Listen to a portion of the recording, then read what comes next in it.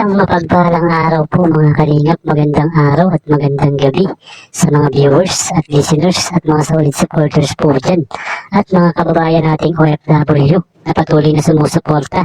May galab shoutout po sa lahat. At kung bago ka pa lang po sa ating pong munting YouTube channel, pa-like and share and subscribe na po at pindutin ang notification bell para update po tayo sa ating pong ilalabas na video. So yun mga kalingap, may panibago na naman po tayong pag-uusapan. Papa Edo po natin, may kasamang babae sa live. Sino po kaya ito? Si Beyonce po kaya ito? At Kalingap Rob, may alam pala dito. At yan nga po ang sabay-sabay po nating aalamin at bibigyang linaw. At meron nga po tayong papanooring video na kung saan po may tumawag na babe kay Papa Eds po natin mga kalingap. Pero bago nga po tayo dumako sa ating pong pag-uusapan mga kalingap, huwag po nating kalimutang sumuporta sa mga pangunahing kalingap na si Kuya Bal at Kalingap Rob na patuloy sa pagtulong at walang sawang pagsuporta at pagbibigay ng saya sa araw-araw po nilang vlog mga kalingap.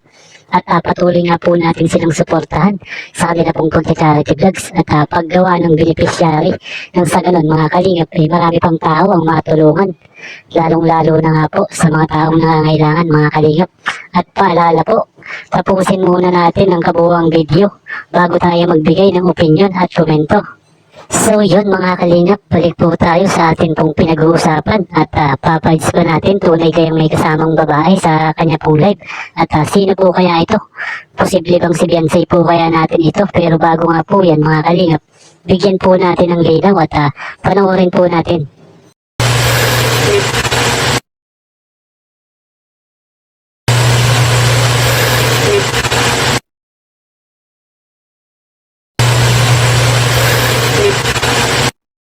So ayun na nga po mga kalingap, mapapansin po natin sa maikling video po natin si Papa Eds at meron pong tumawag sa kanya na babe at alam naman po natin na matagal-tagal na din po ang EDSI at para nga po sa mga hindi nakakaalam halos magdadalawang taon na po ang EDSI po natin mga kalingap at kayo ba mga kalingap, ano po ba ang masasabi nyo at sa nakita po ninyo at napakinggan sa maikling video na yun mga kalingap at para sa akin nga po mga kalingap, napakataas po ng chance na si Beyonce po natin yun mga kalingap. Kasi bakit ko po nasabi yun mga kalingap kung iisipin po natin napakalapit lang po ang kay Papa Eds ang apartment po na tinutuluyan ni Beyonce mga kalingap at posible po talaga na magkita po sila at lumabas para kumain at magbanding po sila bilang sila po mga kalingap na hindi lang po pinapakita sa atin mga kalingap at meron nga po sa ating iba dyan na hindi po totaling maniniwala na si Beyonce po ang kasama ni Papa Eds.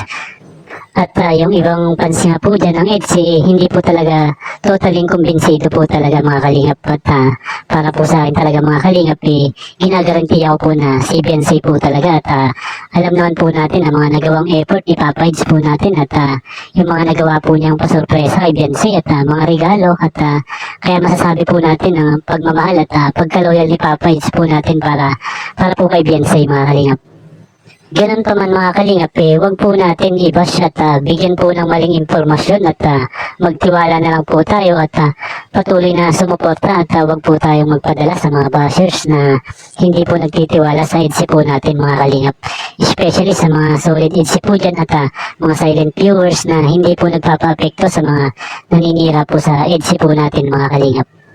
At masasabi naman po natin na hindi naman gagawa ng ganong bagay si Papa Edo po natin na ikakasira po niya at sadyang hindi lang po talaga maiwasan ang mga naninira at mga hindi nagtitiwala sa EDSI po natin at ang masasabi ko nga lang mga kalingap sumuporta na lang po tayo at magtiwala po sa kanila mga kalingap.